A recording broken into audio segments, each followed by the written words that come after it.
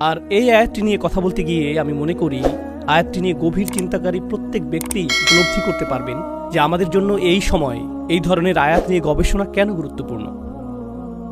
আল্লাহ আজ্জা ওয়া জাল্লা আয়াতটিকে একটি বিশেষ প্রেক্ষাপটে এখানে সন্নিবেশিত করেছেন।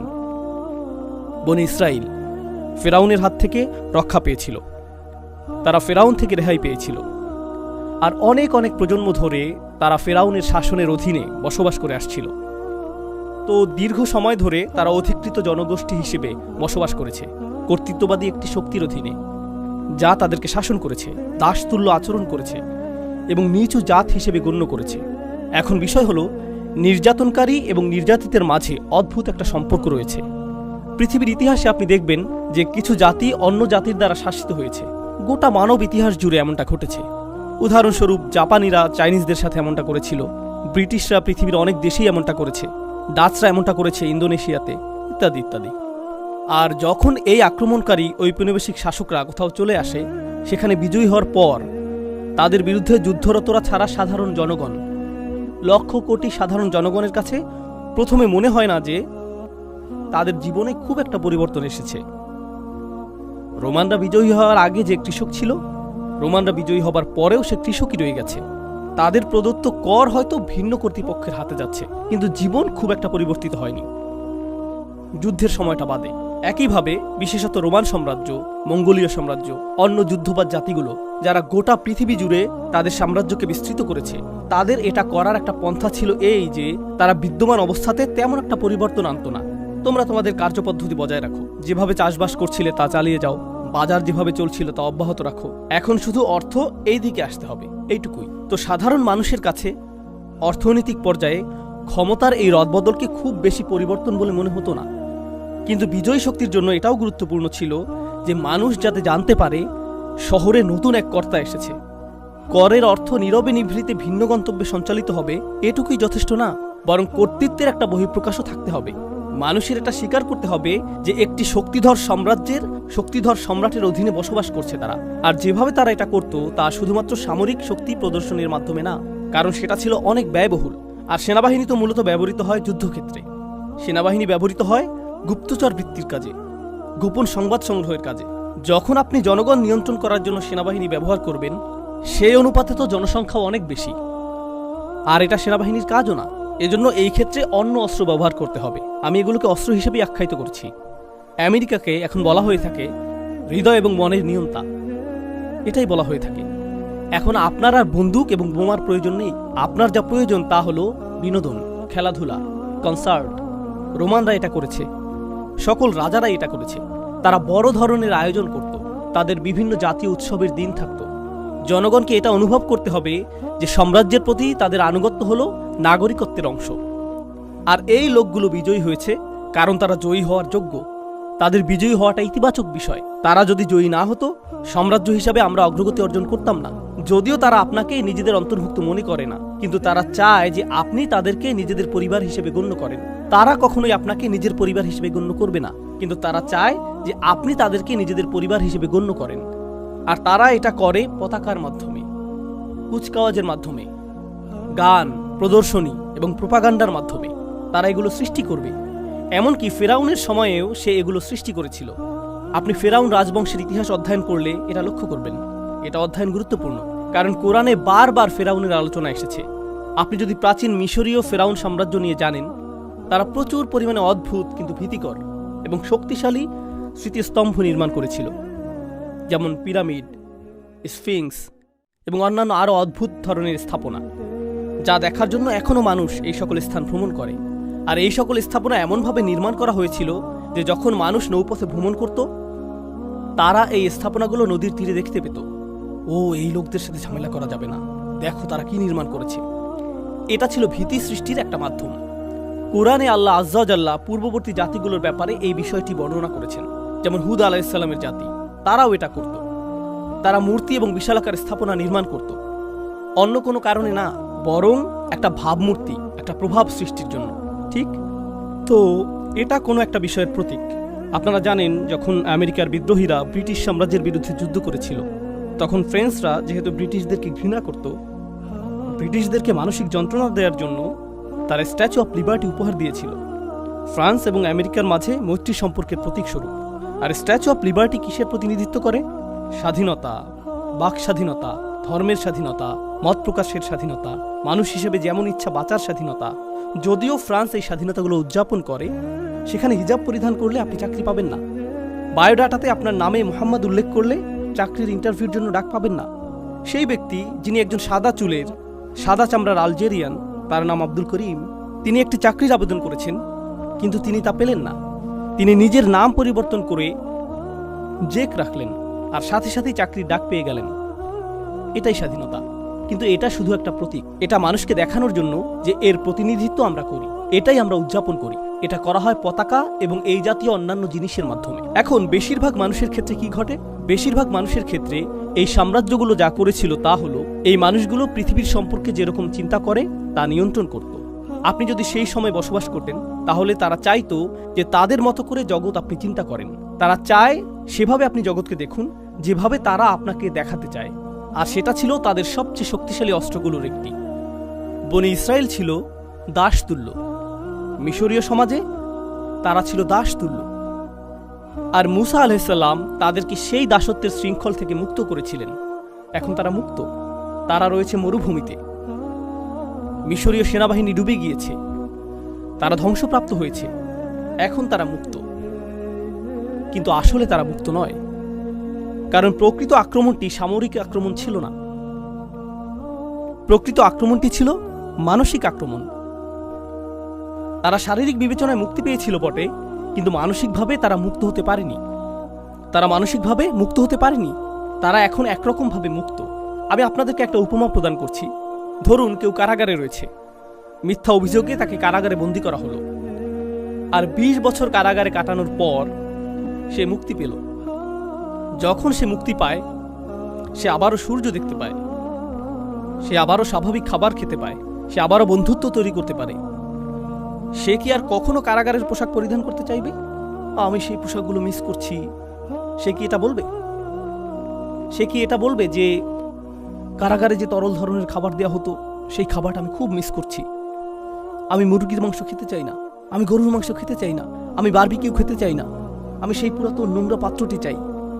আর আমি অন্ধকারাচ্ছন্ন স্থানে বসে খাবার খেতে চাই যেখানে ইঁদুর ঘুরে বেড়ায়, কারণ আমি সেগুলো মিস করছি। কেউই সেটা করবে না। প্রকৃতপক্ষে সে যদি একটা ইঁদুর দেখে, অথবা সে যদি কারাগারের খাবারের পাত্রটির মতো একটা পাত্র দেখতে পায়, তার স্মৃতিতে সেটা ভেসে উঠতে পারে। তার হয়তো পুরনো দিনের কথা মনে পড়ে যেতে পারে। সে হয়তো কান্না শুরু করে দিতে পারে। তার সেটা মনে পড়ে যায় যখন সে কোনো পুলিশ অফিসারকে দেখে। তার হৃদয়ের মধ্যে আতঙ্ক অনুভব করতে পারে, কারণ সে এই অবস্থার মধ্য দিয়ে গিয়েছে। এমনকি সে কারাগারের পাশ দিয়ে যাতায়াত করতে পারে না। এটা তার জীবনের ভয়ঙ্কর কালো অধ্যায়ের কথা স্মরণ করিয়ে দেয়। সে ভুলে যেতে চায় এই মানুষটি মুক্তি লাভ করেছে, এবং এখন সে মুক্তির স্বাদ উপভোগ করতে চায়। সে স্বাধীনতার স্বাদ উপভোগ করতে চায়। তো মুসা আলাইহিসসালাম তাদেরকে নিয়ে মরুভূমিতে চলে গেলেন। এটা মরুভূমি, কোনো বাগান নয়। এখানে বিচিত্র খাবারের সুব্যবস্থা নেই, এখানে প্রচুর পরিমাণে ছায়া নেই। তো আল্লাহ ছায়ার ব্যবস্থা করলেন। ওয়াযাল্লালনা আলাইহিমুল গামাম, তাই না? ওয়া আনজালনা আলাইকুমুল মান্না ওয়াস সালওয়া। তো আল্লাহ তাদের জন্য মান্না এবং সালওয়া প্রেরণ করলেন। খাবারের ব্যবস্থা হয়ে গেল। টিকে থাকার জন্য প্রয়োজন ছিল পানি, যা এসেছে 12টি ঝর্ণাধারা থেকে। ফানফাজারাত ইসনাতা আশারাতা আইনা, 12টি ঝর্ণাধারা দেয়া হয়েছিল। আমিষের ব্যবস্থা করা হয়েছিল, সালোয়ার ব্যবস্থা করা হয়েছিল, এই পাখির ব্যবস্থা করা হয়েছিল। এই পাখি শিকার করে তারা মাংস আহার করতে পারত। আমিষ এবং চর্বির প্রয়োজন পূরণ হলো। মান্না হলো এক ধরনের গম যা তারা উৎপন্ন করত। তো তাদের জন্য শর্করার ব্যবস্থা করা হলো। পানিরও অভাব ছিল না। এটি ছিল পরিপূর্ণ পুষ্টির একটা ব্যবস্থা। তারা সেখানে কোনো সমস্যা ছাড়া টিকে থাকতে পারত, পূর্ণ স্বাধীনতা সহকারে। তবে এই মানুষগুলো যারা শারীরিকভাবে মুক্ত হয়েছিল ঠিকই, কিন্তু তখনও মানসিক দাসত্বে আবদ্ধ ছিল। আর 61 নম্বর আয়াতে তারা মুসা আলাইহিস সালামের কাছে আসলো। আল্লাহ বলছেন, ওয়া ইয কুলতুম, স্মরণ করো যখন তোমরা মুসাকে বলেছিলে, লা নাসবিরা আলা তাআমিন ওয়াহিদ, আমরা শুধু এক ধরনের খাবার খেতে পারবো না। একই খাবার বারবার খাওয়ার ধৈর্য আমাদের নেই। দুপুরের খাবার কি? মান্না এবং সালোয়া। রাতের খাবার কি? সালোয়া এবং মান্না। একই জিনিস বারবার। আমি আর এটা পারছি না। কাম অন, কিছুটা বৈচিত্র্য নিয়ে আসো। তো তারা মুসা আলাইহিস সালামের কাছে আসলো, আর অভিযোগের এই অংশে তারা বলল, ফাদউ লানা রাব্বাক, ইখরিজ লানা মিম্মা তুমবিতুল আরদু মিন বাকলিহা ওয়া কিসাইহা ওয়া ফুমিহা ওয়া আদাসিহা ওয়া বাসলিহা। তারা বলল, কেন তুমি তোমার প্রভুর কাছে দোয়া করছো না? তার উচিত আমাদের জন্য আরো বিচিত্র ধরনের সবজির ব্যবস্থা করা, যেমন ডাল, পেঁয়াজ, কিছুটা তরকারি থাকা তো প্রয়োজন, কিছু মশলা তো থাকা প্রয়োজন। এই জিনিস খেয়ে যেতে পারবো না, আমরা কি আল্লাহর কাছে ভালো খাবারের অর্ডার করতে পারি না? এটাই তারা জিজ্ঞেস করছে। এটা কেন গুরুত্বপূর্ণ? কেন আল্লাহ এই সকল সবজির নাম উল্লেখ করলেন? মজার বিষয় হলো, এইগুলো ছিল মিশরের জনপ্রিয় সবজি, আর তারা তাদের মিশরীয় প্রভুদের সব সময় এই খাবার খেতে দেখেছে। আর তাদের কাছে সেখানে সম্ভবত, আমি আপনাদেরকে উপমা দিয়েছি যে তারা কারাগারের খাবার মিস করে, তাই না?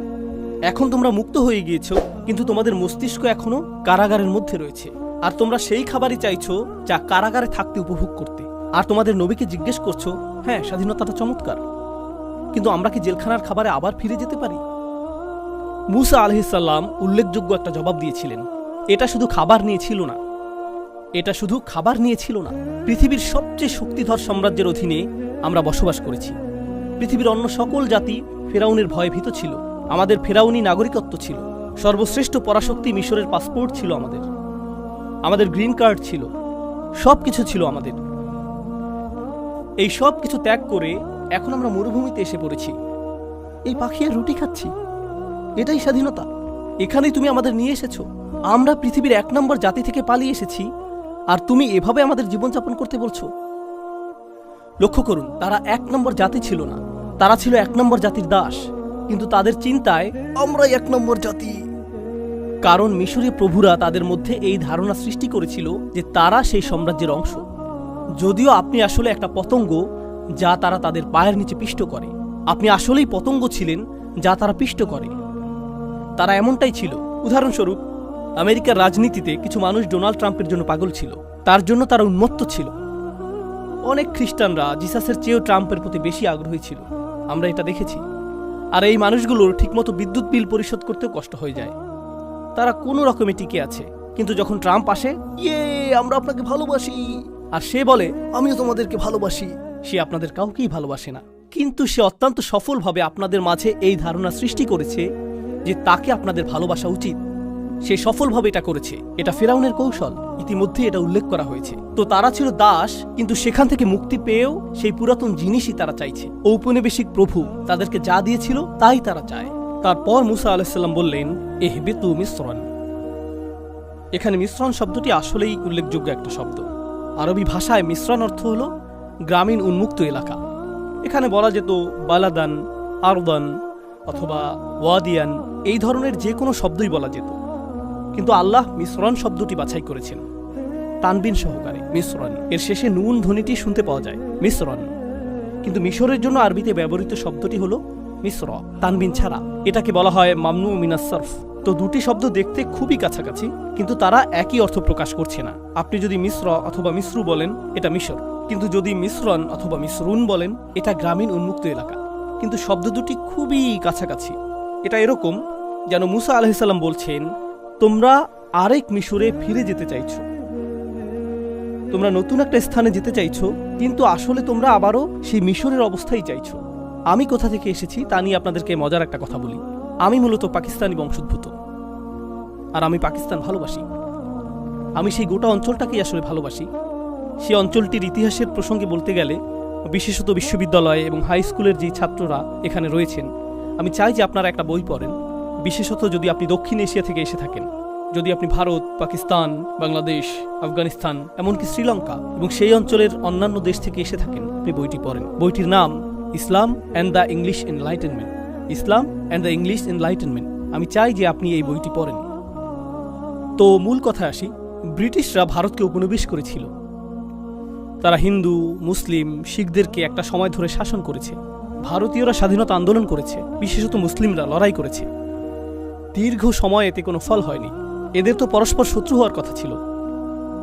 শত্রুর সব কিছুকে আপনার ঘৃণা করা উচিত, কিন্তু সেই শত্রু অত্যন্ত সফলভাবে এটা শিখাতে সক্ষম হয়েছিল যে যদি তুমি আমার ভাষায় কথা বলো তাহলে তুমি সাফল্য অর্জন করবে, যদি তুমি আমার মতো পোশাক পরো তাহলে তুমি সাফল্য অর্জন করবে, যদি তুমি আমার মতো খাবার গ্রহণ করো তাহলে তুমি সফল হতে পারবে।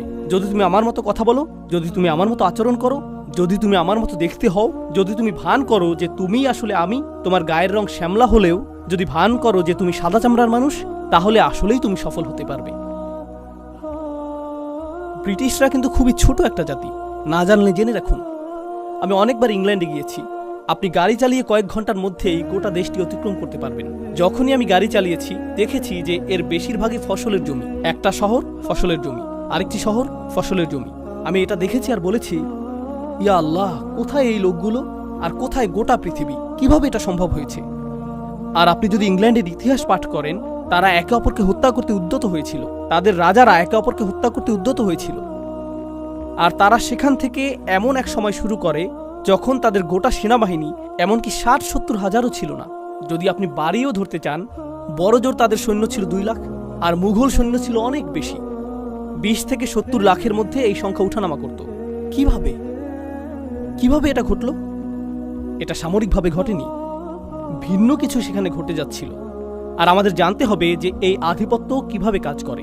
হ্যাঁ, সামরিক বিষয়টাও রয়েছে, কিন্তু এখানে অন্য প্রক্রিয়া, অন্য অস্ত্র ব্যবহৃত হয়েছে। আর সেই অস্ত্রের বিষয়টি হলো, এমনকি যখন মানুষ ব্রিটিশদের কাছ থেকে স্বাধীনতা অর্জন করে, এমনকি যখন মানুষ আলজেরিয়াতে হত্যার শিকার হয়েও ফ্রেঞ্চদেরকে বিতাড়িত করেছে, তারা হয়তো ফ্রেঞ্চদেরকে বিতাড়িত করতে পেরেছিল, কিন্তু একটি ফ্রেঞ্চ ভিতরে রয়ে গিয়েছে। তারা ব্রিটিশদের বিতাড়িত করেছে, কিন্তু একটি ব্রিটিশ ভিতরে রয়ে গিয়েছে। আর অবস্থা যখন এমন হয়, এই অবস্থায় আপনি পাকিস্তানের মতো একটা দেশে যেতে পারেন, যা আমি ভালোবাসি। পাকিস্তানের অনেকগুলো ভাষা নিয়ে গড়া চমৎকার ঐতিহ্য রয়েছে। এর মধ্যে অনেক ভাষা মৃতপ্রায়। সেখানে আপনি যদি একটি রেস্টুরেন্টে যান আর উর্দু ভাষায় কথা বলেন, তাহলে ওয়েটার আপনার দিকে বিরক্তি ভরে তাকাতে পারে। কিন্তু আপনি যদি একই কথা ইংরেজিতে বলেন, এর উপরে আপনি যদি আমেরিকান উচ্চারণে এটা বলেন, please sir, this way sir, আপনি পরীক্ষা করে দেখতে পারেন। আপনি স্যুট পরিধান করে সেখানে প্রবেশ করে ইংরেজিতে কথা বলুন, এরপর বেরিয়ে যান, পোশাক পরিবর্তন করে দেশীয় পোশাক পরুন, তারপর আবার প্রবেশ করে উর্দু ভাষা বলুন। সম্পূর্ণ ভিন্ন আচরণ পাবেন। আর এটা আমেরিকাতে ঘটছে না, আমেরিকাতে ঘটছে না, কানাডাতেও ঘটছে না, ইংল্যান্ডেও ঘটছে না। এটা ঘটছে মুসলিম বিশ্বে। আর শুধুমাত্র পাকিস্তানেই না, এটা ঘটছে ভারতে, বাংলাদেশে, ইন্দোনেশিয়াতে, মালয়েশিয়াতে, এটা ঘটছে উত্তর আফ্রিকায়, সমগ্র মুসলিম বিশ্বে। জানেন মূলত বিষয়টা কি? আমরা আমাদেরকে মুক্ত করেছি, আমরা এটা করেছি, কিন্তু আসলেই কি আমরা করেছি? এটা এমন যেন আমরা আরেকটি মিশর চাইছি। আপনি আরেকটি মিশর চাইছেন। আর যারা এখানে তরুণ প্রজন্মের কাছে মনে হবে, আমি তো কানাডায় জন্ম নিয়েছি, আপনি কিসের কথা বলছেন? এই কথাগুলোর সাথে আমি সম্পর্ক খুঁজে পাচ্ছি না। হ্যাঁ, আপনাকে নিয়ে কিছু কথা বলি। জানেন আপনার ঔপনিবেশিক প্রভুকে? বিভিন্ন ব্র্যান্ডের নাম, নেটফ্লিক্সের প্রতি আপনার আনুগত্য, খেলায় আপনার প্রিয় দলটির প্রতি উপাসনা, এই উপায়ে আপনার নতুন প্রভুরা আপনাকে ব্যস্ত রাখছে। এটা আপনাকে নতুন মডেলের গাড়ি নিয়ে ব্যস্ত রাখছে। মোবাইল যা সম্প্রতি বাজারে এসেছে, যার এমন ক্যামেরা রয়েছে যেটি ঠিক আপনার আগের ফোনের ক্যামেরার মতোই, কিন্তু নতুন ফোনটি ছাড়া আপনার কাছে জীবন অসম্পূর্ণ মনে হয়। আপনাকে এটা পেতেই হবে, আপনাকে এটা দেখাতেই হবে। আপনি এমন গণতন্ত্র নিয়ে গর্বিত, এমন গণতন্ত্রে বসবাস করে গর্বিত, যা অত্যন্ত ব্যস্ত রয়েছে গোটা পৃথিবীর গণতন্ত্র ধ্বংস করার কাজে। কিন্তু আপনি গণতন্ত্র নিয়ে গর্বিত। কমপক্ষে আমাদের তো অধিকার রয়েছে, আমাদের তো গণতন্ত্র রয়েছে। আর অন্য দেশের বিশৃঙ্খলাগুলো আমাদের চোখে ধরা পড়ে। তো এই আয়াতের মাধ্যমে আমি আপনাদের যা বলতে চাচ্ছি তা হলো, মুসা আলাইহিস সালাম তাদেরকে একটি সতর্কতা প্রদান করেছিলেন। এটাই যদি তোমরা চাও, তোমরা যদি আবারও দাসত্বের জীবন চাও, শারীরিকভাবে না হলে মানসিকভাবেও যদি তা চাও, তাহলে এগিয়ে যাও, নতুন এক মিশরে চলে যাও। এইবার তোমাদের শাসন করতে ফেরাউন আসবে না। ফেরাউন তোমাদের নিজেদের মাথাতেই রয়েছে। আর তোমরা নিজেকেই নিজে ঔপনিবেশিক দাস বানিয়ে রেখেছ। এটা অটো পাইলট। সর্বোত্তম দাস তো সেই, যার জন্য আপনার কারাগার তৈরিরও প্রয়োজন নেই, সাশ্রয়ী দাস। এই দাসটি এমন দাস যে মনে করছে যে সে মুক্ত, যে মনে করছে সে মুক্ত। এটা সহজতম পন্থা, এটা অসাধারণ। ব্যাংকিং ব্যবস্থা উন্নতির আগে এবং কর ব্যবস্থার উন্নতির আগে একটা সময় ছিল যখন রাজা সৈন্য প্রেরণ করত। এই সৈন্যবাহিনী এসে প্রতিটা ঘর থেকে অর্থ সংগ্রহ করত। পদ্ধতিটা এখন অনেক স্মার্ট হয়ে উঠেছে। তখন সেনাবাহিনীর জন্য খরচ করতে হতো, ঘোড়ার জন্য খরচ করতে হতো, ঘোড়ার গাড়ির একটা খরচ ছিল, যাতায়াতের একটা খরচ ছিল, তারপর তারা অর্থ সংগ্রহ করত। এভাবে মাঝখানে অনেক অর্থ খরচ হয়ে যেত। এখন স্বয়ংক্রিয় বিলিং সিস্টেম তৈরি করা হলো। মানুষ যখন মহাসড়কে গাড়ি চালাবে, তাদের কাছ থেকে স্বয়ংক্রিয়ভাবে টোল আদায় হয়ে যাবে। তারা বুঝতেও পারবে না, তারা অনুভব করবে যে তারা স্বাধীন। রাস্তার দৃশ্যটি কত চমৎকার। তারা এভাবে ডাকাতির শিকার হয়েও হাসতে থাকবে। তারা হাসতে থাকবে যখন আয়ের উপর কর প্রদান করবে। এক বোতল দুধ কেনার জন্য তারা কর প্রদান করবে, তারপর সেই বোতল রিসাইকেল করার জন্য আবার কর প্রদান করবে। একটি গাড়ি কিনতে, গাড়িটি পার্ক করতে, নষ্ট গাড়িটি সারাতে তারা কর প্রদান করবে। আমরা শুধু তাদের অর্থ নিতেই থাকবো, আর তারা হাসতে থাকবে আর বলবে, এটা তো চমৎকার। এটা ফেরাউনের চেয়েও অনেক কার্যকর দাস ব্যবস্থা। ফেরাউন এটা দেখলে গর্বিত হতো। ফেরাউনও বলতো, এটা অসাধারণ। ইহবিতু মিসরান ফাইন্না লাকুম মা সাআলতুম। আর আপনি যদি এই মানসিক দাসত্ব থেকে মুক্ত হতে না পারেন, এর পরিণাম কি? আলোচনাটি আমি আর দীর্ঘায়িত করতে চাই না, হাতে সময় সীমিত। শুধু একটা বিষয় বলছি, আল্লাহ বলেছেন এর পরিণতি কি। এটা সহজ। কোরআনে অনেকগুলো নিয়ম বা বিধান রয়েছে। আপনারা মাধ্যাকর্ষণ নিয়ম সম্পর্কে জানেন, আপনারা পদার্থবিজ্ঞানের নিয়ম সম্পর্কে জানেন, আপনারা প্রজ্বলনের নিয়ম সম্পর্কে জানেন, আপনারা রসায়নের নিয়ম সম্পর্কে জানেন, আপনারা শরীরতত্ত্ব সম্পর্কে জানেন। আপনি যদি বিষাক্ত কোনো খাবার গ্রহণ করেন, আপনার শরীর ক্ষতিগ্রস্ত হবে। এমন নিয়ম রয়েছে যা এটা বর্ণনা করে। এমন বিধান কার্যকর রয়েছে। আল্লাহ নির্দিষ্ট বিধান কার্যকর করে রেখেছেন। আপনি নিজের হাতকে আগুনের মধ্যে প্রবেশ করাতে পারবেন না। এখানে প্রজ্বলনের বিধানটি কাজ করবে, তাই না? সবকিছুরই কার্যকারণ থাকবে এবং এর ফলাফলও থাকবে। ঠিক একইভাবে কোরআনে আল্লাহ আমাদেরকে আরেক ধরনের কার্যকারণ এবং ফলাফলের কথা বলেছেন। আল্লাহ যদি এটা শিক্ষা না দিতেন, আমরা কখনোই তা জানতাম না। পদার্থবিজ্ঞান আপনি শিখে নিতে পারেন, প্রজ্বলনের বিধানটি আপনি শিখতে পারেন, শরীরতত্ত্ব আপনি শিখে নিতে পারেন, কিন্তু আরও কিছু বিধান রয়েছে যেগুলোর কার্যকরণ এবং ফলাফল রয়েছে, যা আল্লাহ শিক্ষা না দিলে আপনি কখনোই শিখতে পারবেন না। ওই আল্লিমুকুম মা লাম তাকুনু তা'লামুন, তোমাদেরকে তা শিক্ষা দেন যা তোমরা নিজেরা জানতে না। আল্লাহ বলছেন, দুরিবাত আলাইহিম আযিল্লাহ। আযিল্লাহ দিয়ে তাদেরকে চপটাঘাত করা হয়েছিল, আঘাত করা হয়েছিল। তো আমি চাই যে আপনারা জিল্লাহ শব্দটি উপলব্ধি করুন। এছাড়াও আরো বোঝার রয়েছে, কিন্তু যদি জিল্লাহ শব্দটি বুঝতে পারেন, এটা যথেষ্ট, এখনকার জন্য যথেষ্ট। তো আল্লাহ বলছেন, এই লোকগুলো যারা মানসিকভাবে দাসত্ব বরণ করতে চেয়েছিল, তারা জিল্লাহ দ্বারা আঘাতের শিকার হয়েছিল। তো এই শব্দটি দিয়ে আসলে কি বোঝাচ্ছে? এটা এসেছে আরবি শব্দ মুজাল্লাল থেকে, তরিকুন মুজাল্লাল, অর্থাৎ এমন পথ যার উপর মানুষ প্রচুর হাঁটে, যার ফলে এটা মসৃণ হয়ে যায়। যেমন আপনি যদি এমন স্থানে বসবাস করেন যেখানে পায়ে চলার জন্য আলাদা পথ না থাকে, সেটা যদি ঘাস এবং আগাছাপূর্ণ স্থান হয় আর মানুষ হাঁটতেই থাকে, তখন এই আগাছাগুলোর মাঝখানে মসৃণ পথ তৈরি হয়, সেখানে কিছু জন্মায়ও না। এটা হলো তরিকুন মুজাল্লাল, মসৃণ পথ। যেহেতু এর উপর অনেক হাঁটা হয়েছে, ফলে এটা মসৃণ হয়ে গিয়েছে। হাইতুন জলিল, এটা ব্যবহৃত হয় দেয়ালের ক্ষেত্রে। মানুষ দেয়াল নির্মাণ করে বাইরের মানুষকে দূরে রাখার জন্য, কিন্তু দেয়ালটি যদি 1 হাত পরিমাণ উঁচু হয়, এর ফলে মানুষ সহজেই ঢুকে পড়তে পারে। এটা অকেজো, কারণ এটা অনেক নিচু। এই ধরনের দেয়ালকে বলা হয় হাইত জলিল, এটা অনেক নিচু। এভাবে বাইতুন জলিল, যখন আপনি বাড়ি কিনেন, আপনি তা কিনতে চান উঁচু জায়গার উপর, কিছুটা উঁচু স্থানে, কারণ যখন বৃষ্টি নামবে পানি গড়িয়ে নেমে যাবে। কিন্তু আপনি যদি নিচু স্থানে বাড়ি কিনেন, অন্য সকল বাড়ির পানি আপনার বাড়িতে চলে আসবে, আপনার বাড়িই বন্যার শিকার হবে। এটাই বাইতুন জলিল। তারা জুলাল আল করম শব্দটি ব্যবহার করে এমন গলার হারের জন্য যাতে সস্তা পুঁতি থাকে, কিন্তু এর মাঝ বরাবর মূল্যবান কয়েকটি পাথর থাকে যা নিচে ঝুলে থাকে।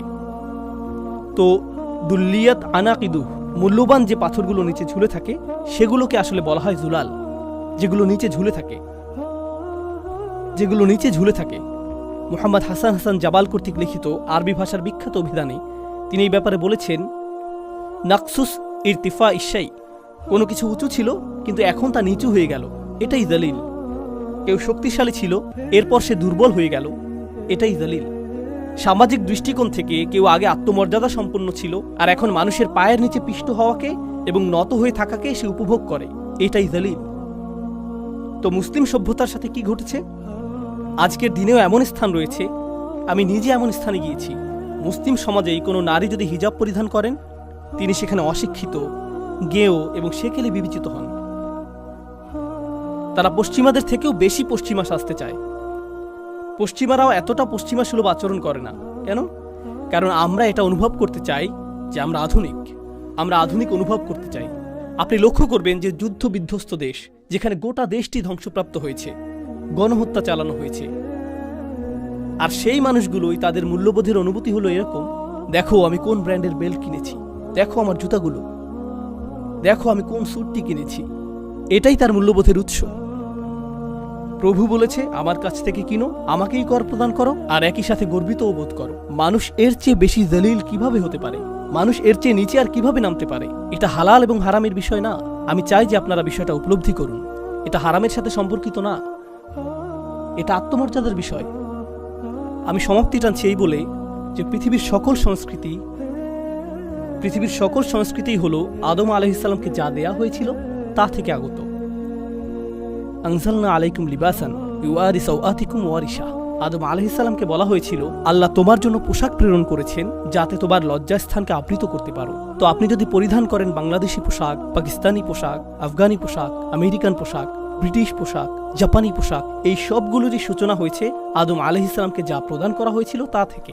আর আল্লাহ তার কিতাব এবং তার রাসূলের সুন্নাহর মাধ্যমে আমাদেরকে পথ নির্দেশনা দিয়েছেন পোশাকের থেকে অজ্ঞতা দূর করার জন্য।